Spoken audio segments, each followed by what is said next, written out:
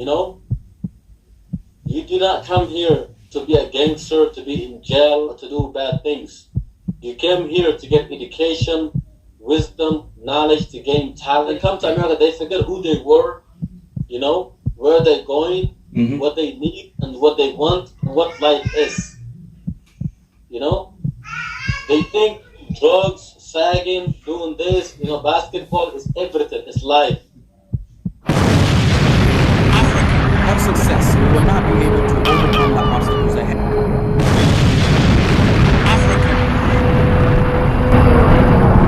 Assalamu alaikum wa rahmatullahi wa barakatuh, my respected fellow brothers and sisters. Today we will be speaking to Rashid Ahmed, founder of the Somali Bantu Initiative and the founder of the Bridge Academy, focused on helping kids with their homework. This program started around 2013 and now it's still going in this present day. Somali Bantu Initiative focuses on the Somali Bantu community in Somalia and their essential needs such as school, home, shelter, food, you know, like even hospitals. But, you know, everything is one step at a time. So, how are you doing, brother Rashid Ahmed? Alhamdulillah, how you doing, brother? So far, so good. Alhamdulillah. Alhamdulillah. So, you went to, you know, yeah, first, you know, tell us a little bit about yourself. Well, my name is Rashid. I love traveling, number one. Number two, when I see someone that I can relate to or going through problems or crisis or famine or drought or hunger that I've been through, I don't like to just turn my face away. I like to give them a helping hand. There you go. I like to reach out to people, no matter how low they are, and no matter how high I'm at. There you go. There you go, mashallah. Or like how do you say, a wall between us. Mashallah. So, you know, I've heard you went to, you know, Africa to visit. You know, tell us a little bit about that, you know. Well, actually, my trip, it was more like a setting, because really, like, I didn't want to go to Africa, you know, because I was too busy. I was too busy with life. I was enjoying myself. I had nothing to worry about. I had a good job. Then all of a sudden, my grandfather just goes like, "I want you to go to Africa." And I'm like, "What?" Like, no, I don't want to go to Africa, you know? I don't want to go there, man.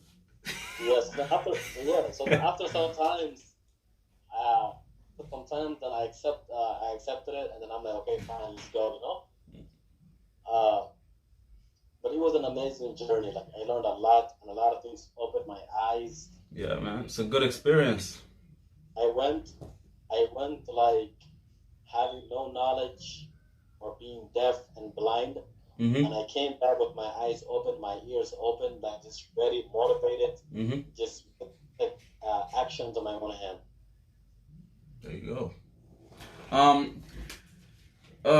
Based on the information you received and the research you've done, what are the conditions in the Somali Bantu community? What are the conditions, their livelihood? How's it like over there based on the information you've received? You know? Well, Somali Bantus actually are struggling within all the camps. If you look at Hagardera, if you look at Kakuma, if you look at Degale, if you look at even the camps in Mogadishu.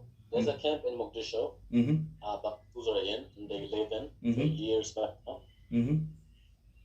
They're all struggling. And for us, I feel like there's something that we could do together as a team. We could work together. We can make a big difference. Yeah, we can. And I've noticed this. Like there's so many Somali Bantu, like not so many, but there's movements, you know, for the Somali Bantu community. There's movements, you know. When you say we can all, if we come together, we can all make a movement. What do you got to say with all these Somali Bantu movements just being separated in like to their own entities? Like, what do you think about that?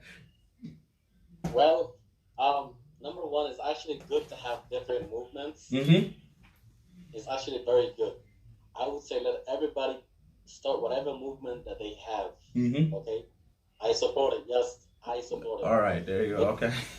Support it. This is why I support it. Mm-hmm. This is why we all don't think the same.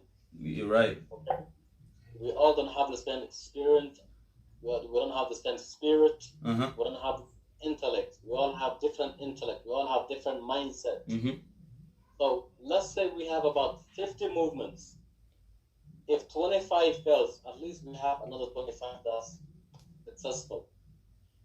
You get it? Yes, so I do we all get it. come together. There's ideas that we're gonna like overlook or say, oh, this is too much. Oh, I don't think we could do this right now. Oh, we're kind of going behind on this. But what will we let everybody lose? We say, hey, go and go to your fullest. You're unleashed. Be yourself. Go. Everybody just do what you gotta do. At least that will give us some hope. And we'll know what worked or what did not work out. And let me just kind of quote something real quick. Uh-huh. A couple weeks, I would say days ago, I met a brother Mm-hmm. by the name of JB Abdi. Mm-hmm. I learned a lot from him. Although that he ran an organization for 5 years. Wow, 5 years. 5 years, yes, 5 years. He ran an organization. The organization is now like dismantled. Uh-huh. But I learned from him, from his experience, because he actually, started the race before us. Although he did not complete it or he did not reach where he wanted it, there's still a lot that we learned from him because we took, a lot of time, research, thinking, analyzing. So I actually had the chance to talk to him, to meet him, kind of see like, what, he got from his research, on with his 5 years, what, or what the recommendation or what advice he could give it to us. And you'd be surprised the stuff that he shared with me. I'm telling you, it moved me. Like, when I went to him, I felt like I was like, amateur. When I came back from, the journey of meeting him, I felt like I was a professional. You said I was an amateur, man. And the welcome my highness. You go. Go ahead. So yeah, go ahead. Yeah, so aside from donations, are you receiving any other income to, help you, assist you with this movement, with the Somali Bantu initiatives, even building the hospital? Is there other source of, is there something else that helps you guys, go through with this, to help you go through with it? Actually, there's a lot that we're doing. Mm-hmm. There's a lot that we're actually planning to. Because for us, donation is like, how do you say? It's just like right now, once like once as soon as we like pass our first step, we're not gonna rely on donation anymore. That's gonna be the end of donation for us. Which it will still be available for those of like people who wanna contribute, who want to give a helping hand. It's still gonna be open. That door will be open for them. But we won't rely on donation as much as later on. You get my point? Yes. And going to your second part of the question, is there anything else that we are relying on? Is there any kind of a source of income that we are receiving? Yeah. I asked that mainly because that kind of there's a level of like trust, and it's been betrayed so many times. You get what I mean? I understand. I understand. And let me kind of give you like what we plan.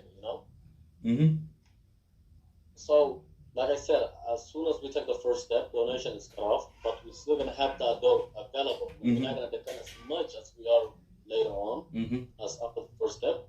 Going to the second step. The second step would be more like how do you say it? Like fundraisers. Mm-hmm. So like let's say for example, we buy like shirts or we make some shirts. Ah, I see. There you You go. get it right. Yes.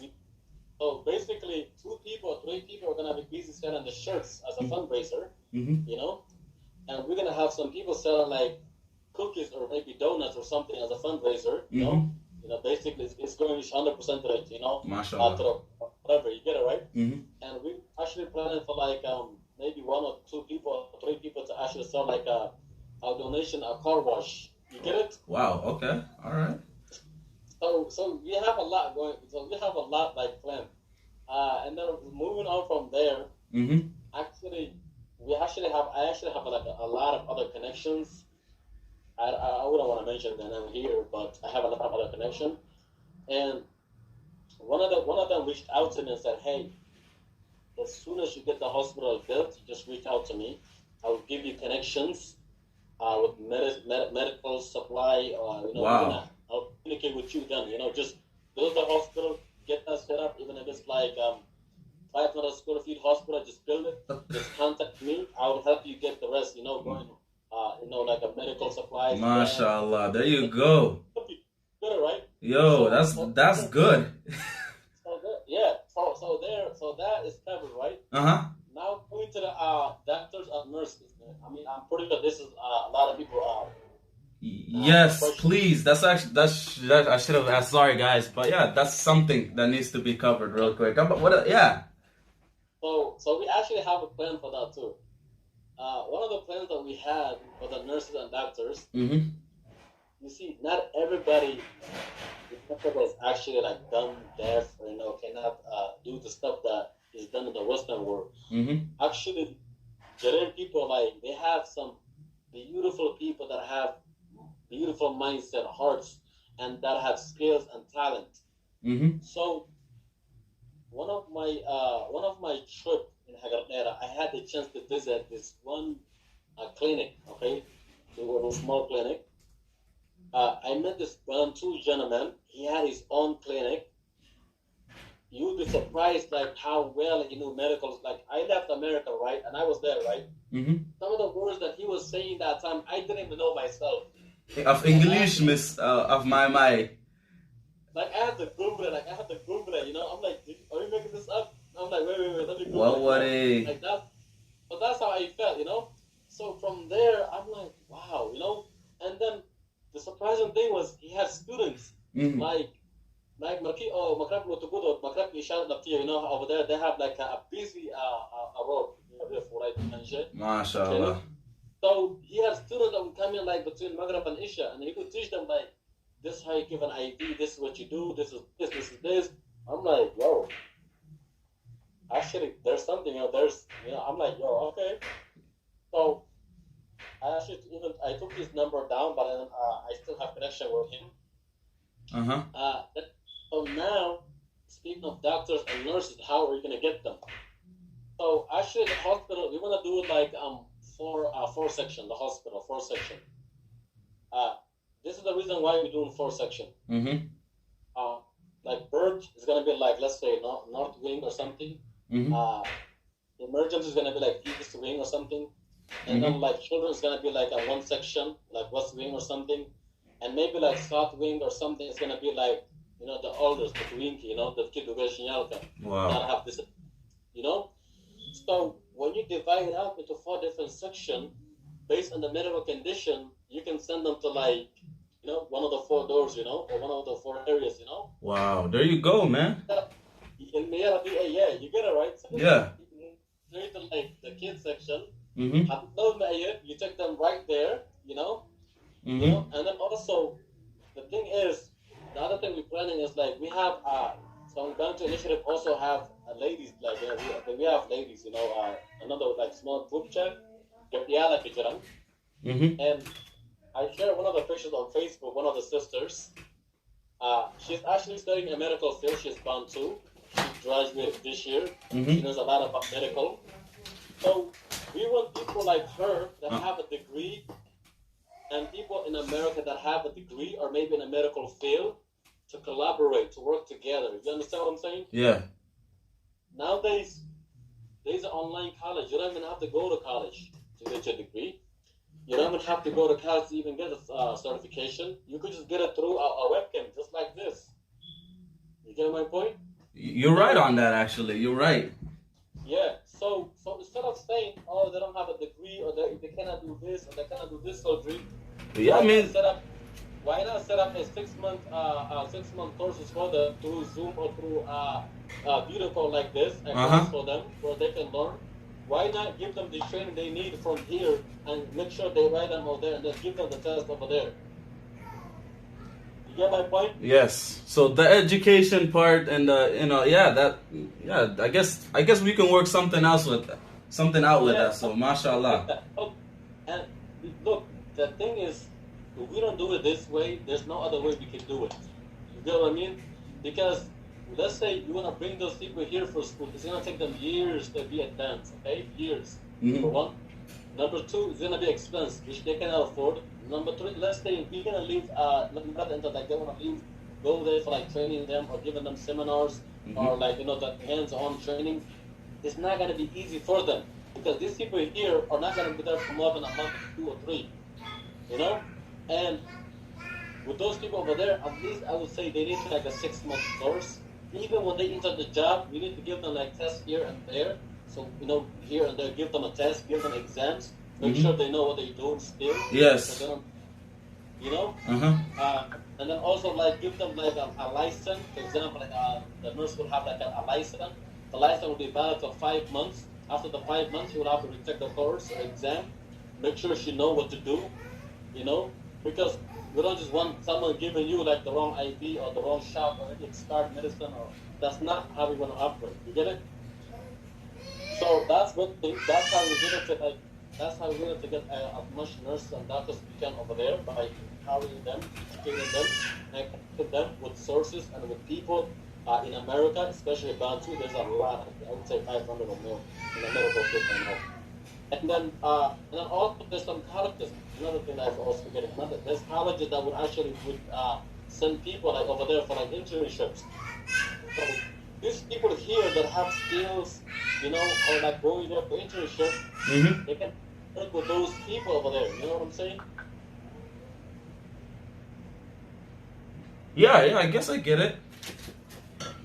Okay, so that's one thing. I hope I didn't make you forget your next question. Go ahead. No, it's okay. It's okay. So yeah, man. Movements coming, going. Movements and coming and going. But here, this brother Rashid, really Facebook like a hajira dadkis indoro, he's just still fighting for them. His phone is just a bunch of past, exposing the issues in Somalia. Yo, just please, like, what's driving you, man? What's pushing you so hard, man? Hey, so what's driving me is actually, to be honest, sometimes you have to learn from the history. If you don't know the history, you will not know where you're going. Not now, not 10 years from now, not even 50 years from now. Okay? History repeats itself. If not in the same way, but even in a different form. Like, example, pandemic. There was how many pandemics we passed by? A bunch of them. But it was not Corona. It was a different pandemic. You understand, right? So, one thing that I like to take serious is the history. I want to look at the history. Look, I'm not bringing back the history so I can hurt feelings or, as you see, many people try to attack me. If you look at the comment section, or stop spreading hatred or doing this or dividing people.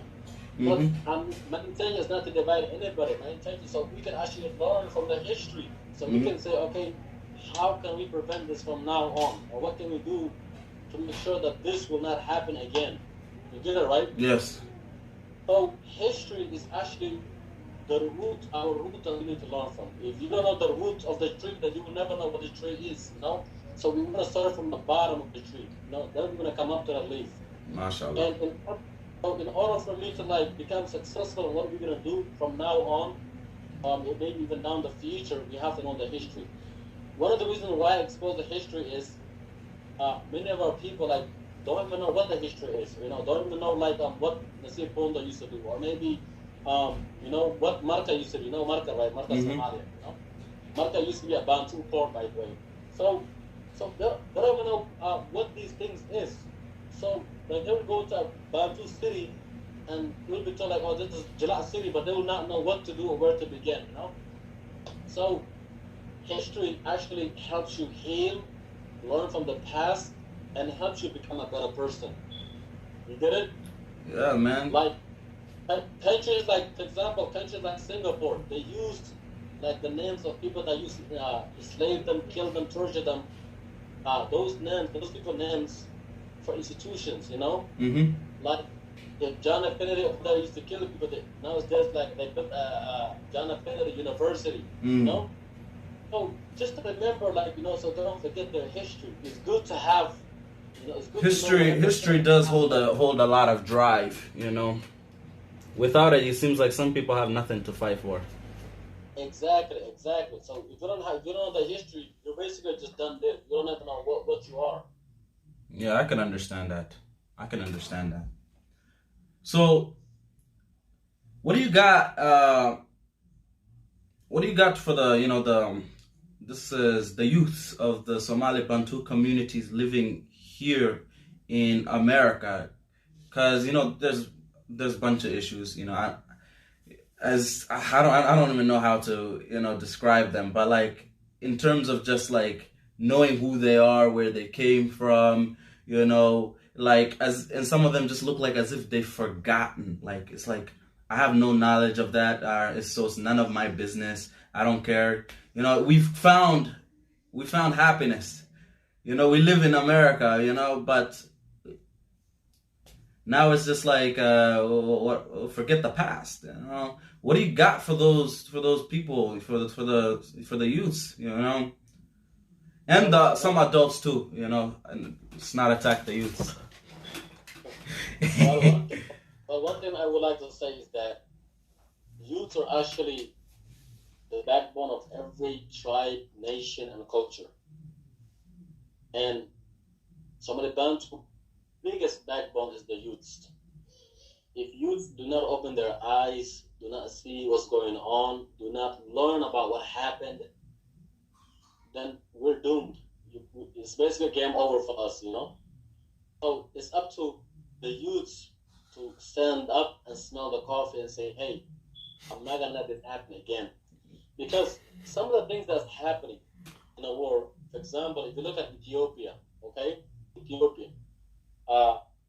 The movement that's, you know, taking place in Ethiopia, if you look at those movements, it started with youths. It's always youths, man. Like me and you. For example, if you look at Martin Luther King Jr., his biggest support was youths, you know.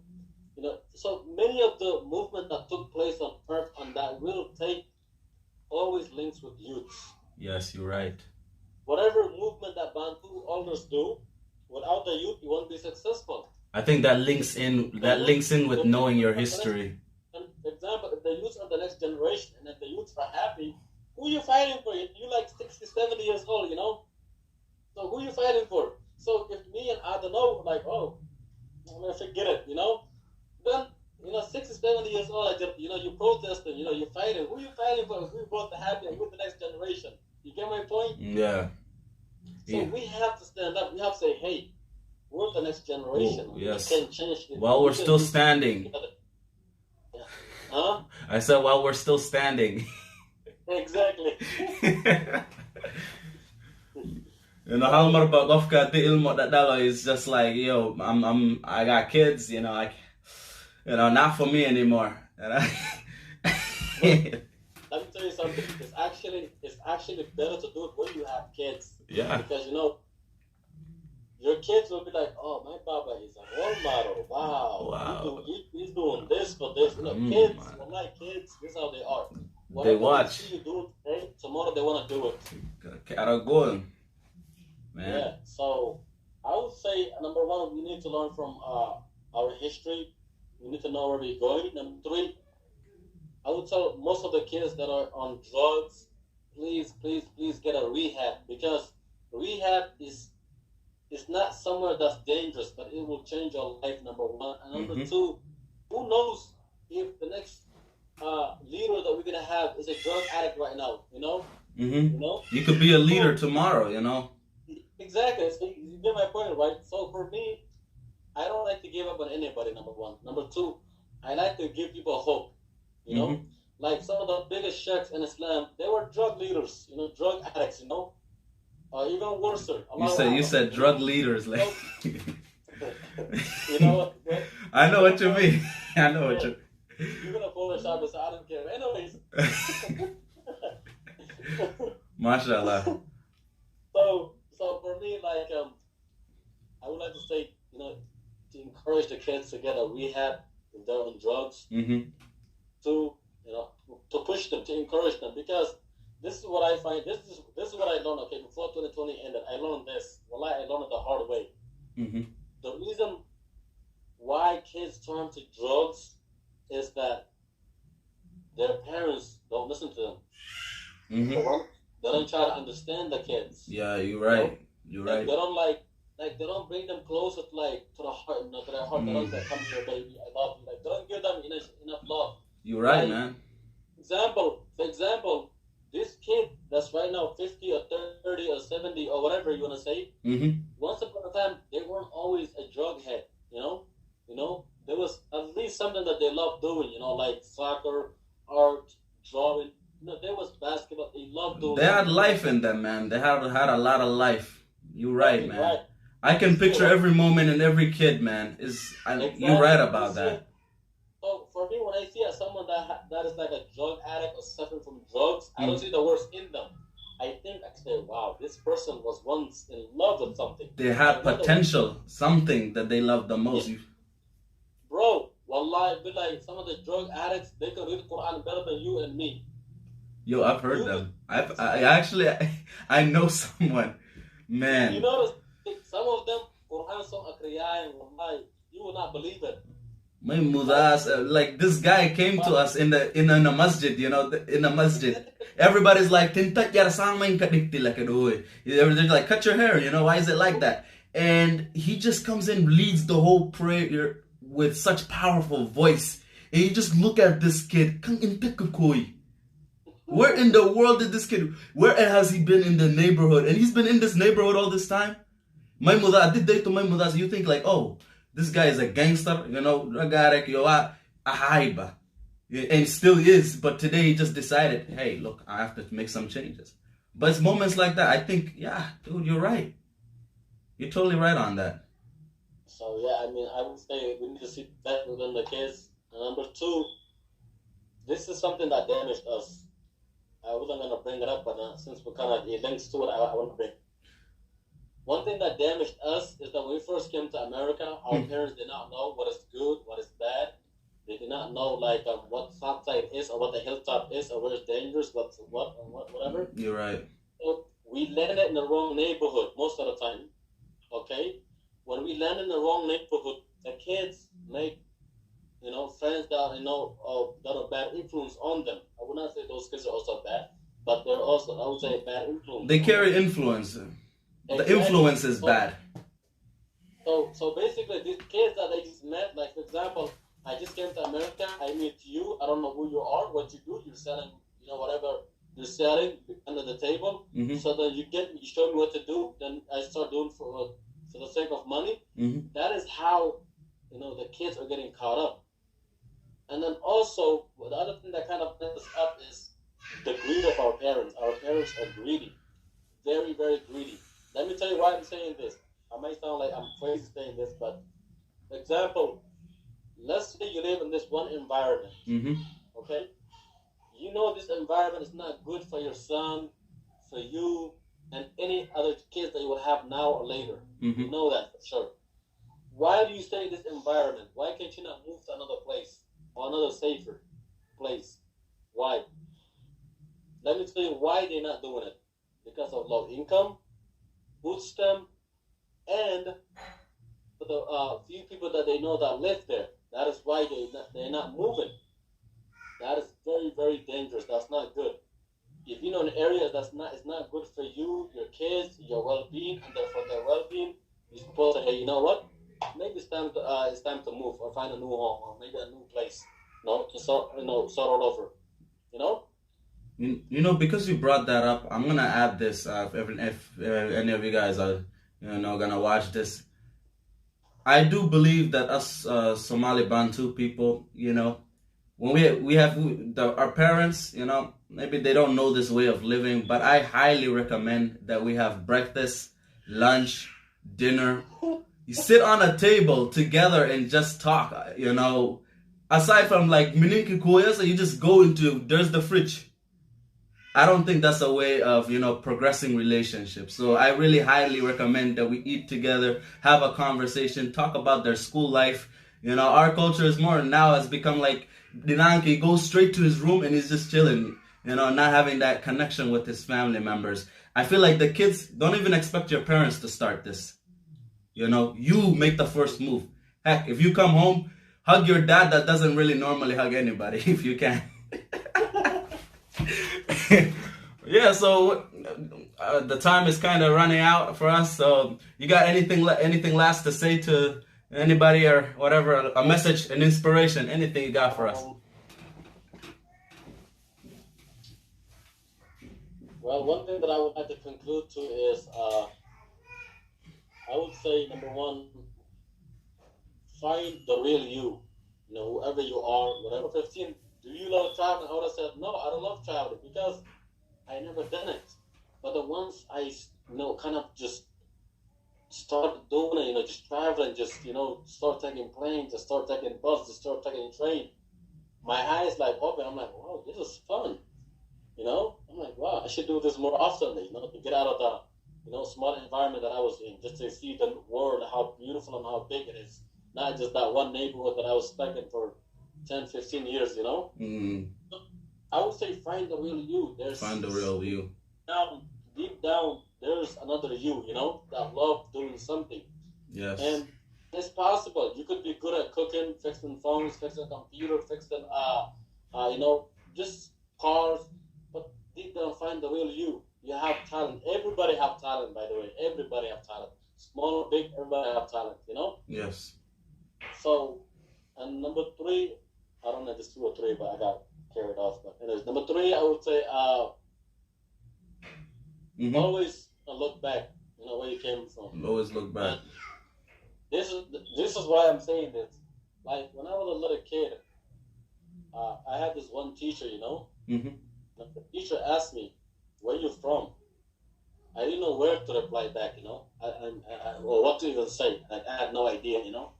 Well, yeah. I had no idea. Like for example, like I was kind of like English that from I knew what it was. Mm-hmm. So to my conclusion, I'm like, oh, maybe they could take So then, but I could not like talk. I pay Ulusai a little bit, so I could not like talk, Mm. So then after a while later, like somebody in Hariri, then they told me, like Koiti, Yeah. Yeah. So and then so then I said Somalia. So the teacher said to me, you do not come here to be a gangster, to be in jail, to do bad things. You came here to get education, wisdom, knowledge, to gain talent, to have skills. Because for me, like in Anyara High, so I had no idea what those things meant. Like I mean, I heard the words, yes, but you need to think deeper. Like why is she saying like you did not come here to do this or do this and this, So as I grew older, I kind of took a lesson from there. I took a lesson from there, and it kind of like touched me. And I actually like, I actually wish that I had like a little recording back there so I could like record everything she was saying or whatever. So the lesson I took from let us think that the teacher told me was many people like when they come to America they forget who they were, where they're going, what they need and what they want and what life is. They think drugs, sagging, doing this, basketball is everything, it's life. So I would say number one, know where you're going, know where you came from, and also there has to be something you're good at. There has to Whatever be you're something good there. at, take it back home and see it for yourself. If that will change your life or not. Mashallah. Wow, thank you for, coming and having me interview you. Man, it was a pleasure talking to you. Very inspirational, mashallah, alhamdulillah. Man, it's good to have a person like you in our community. Might be in New York, so I hope we get like a real live interview. In real life, yes, inshallah. Until Corona kind of, disappears, because I need Corona kisio marau. I didn't see to marapto. Look, we're gonna do 7 feet distance, 7 feet. Okay, fine. Social distancing within the meeting. Yes, inshallah. Yes. Mashallah. 7 feet. You're gonna be right there. I'm gonna be right there in the corner. All right. The camera. I don't know if you could just kind of just adjust and then Oh yeah, we can use 2 separate cameras. Inshallah. Yeah, man. It'll be yeah.